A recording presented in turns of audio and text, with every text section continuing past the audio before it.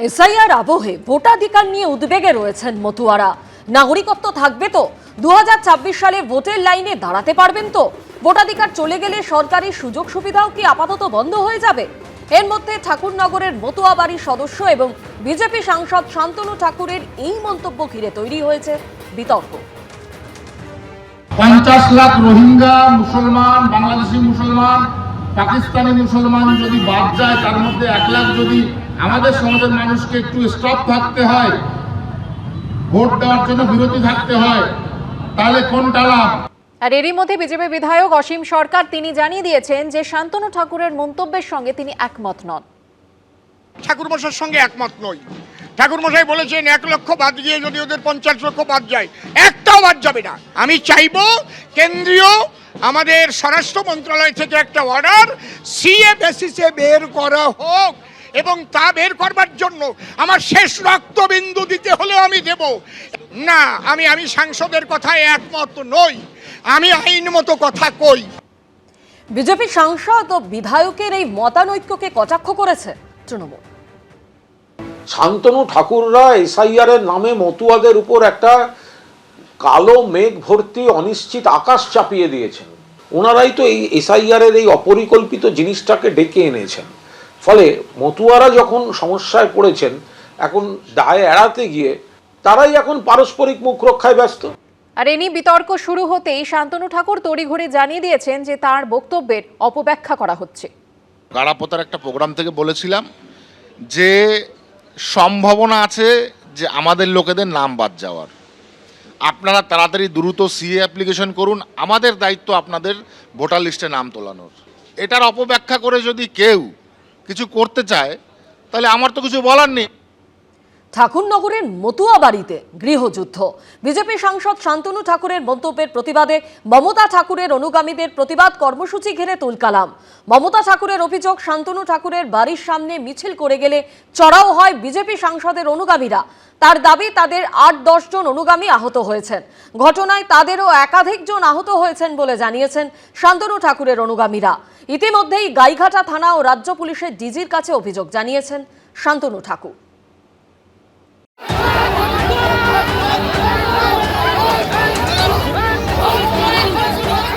কিল, চড়, ঘুষি, লাথি, চুলের মুঠি ধরে মার।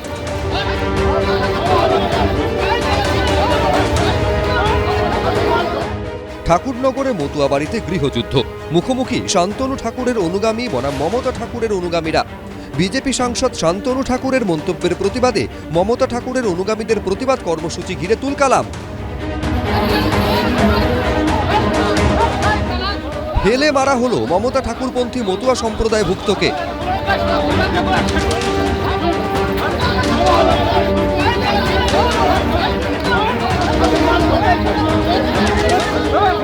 থমথমে পরিস্থিতি, এবং এই মুহূর্তে যে তারা বিক্ষোভ দেখাতে গেছিলেন এবং বিক্ষোভ চলাকালীন যে গন্ডগোল, সেই গন্ডগোলের মধ্যেই একটা উত্তেজনা তৈরি হয়। আমাকে কানে ঘুষি মেরেছে আমাদের গোসাই পরিষদের যিনি রয়েছেন নান্টু গোসাই, তাকে ফেলে পাড়িয়ে চুল ধরে টেনে প্রচণ্ড মার মেরেছে। আমাদের মায়েদের গায়ে হাত দিয়েছে।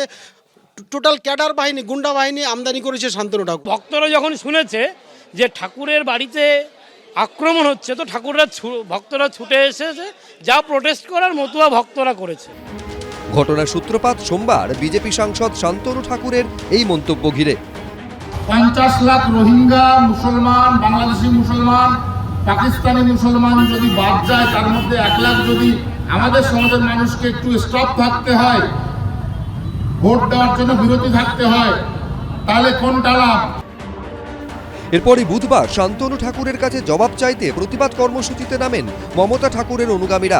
মমতা ঠাকুরের অভিযোগ, শান্তনু ঠাকুরের বাড়ির সামনে মিছিল করে গেলে চড়াও হয় বিজেপি সাংসদের অনুগামীরা।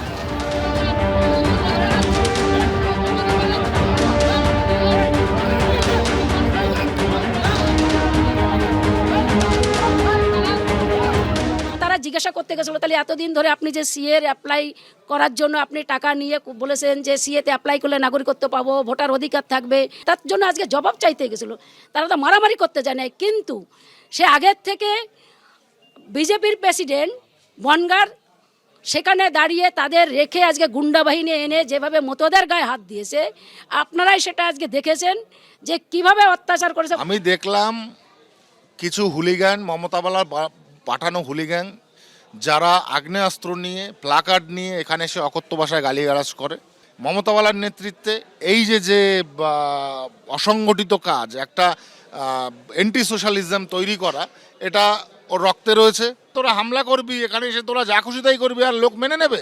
আমরা হামলা চালাইনি, তারা হামলা চালাতে আমার ঘরের সামনে এসছে। খবর পেয়ে বনগাঁর এসডিপিওর নেতৃত্বে বিশাল পুলিশ বাহিনী ঘটনাস্থলে আসে। বিকেলে বনগাঁ জীবন রতনধর মহকুমা হাসপাতালে আহত নান্টু গোসাইকে দেখতে যান তৃণমূল সাংসদ মমতা ঠাকুর। তার দাবি, তাদের ৮-১০ জন অনুগামী আহত হয়েছেন। ঘটনায় তাদেরও একাধিক জন আহত হয়েছেন বলে জানিয়েছেন শান্তনু ঠাকুরের অনুগামীরা। ইতিমধ্যে গাইঘাটা থানা ও রাজ্য পুলিশের ডিজির কাছে অভিযোগ জানিয়েছেন শান্তনু ঠাকুর। সমীরণ পাল, এবিপি আনন্দ, উত্তর ২৪ পরগনা। যুবভারতী কাণ্ডে এবার টিকিট বিক্রয়কারী সংস্থা জোম্যাটো ডিস্ট্রিক্টের ভাইস প্রেসিডেন্ট আকুল নারুলাকে জিজ্ঞাসাবাদ করল সিট। কোনো প্রভাবশালীর মদতেই কি বেশি পরিমাণে ছাপানো হয়েছিল কমপ্লিমেন্টারি টিকিট? উত্তর জানতে ধৃত শতদ্রু দত্তকে বারবার জেরা করছেন তদন্তকারীরা।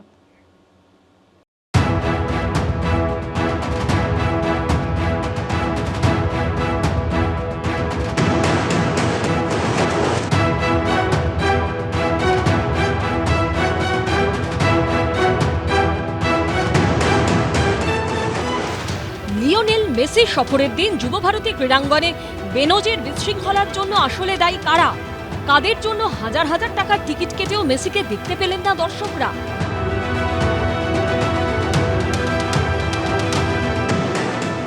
মেসি, সুয়ারেস, রড্রিগো, ডি পলদের সঙ্গে কেন জোকের মতো সেটে রইল অগণিত লোকজন?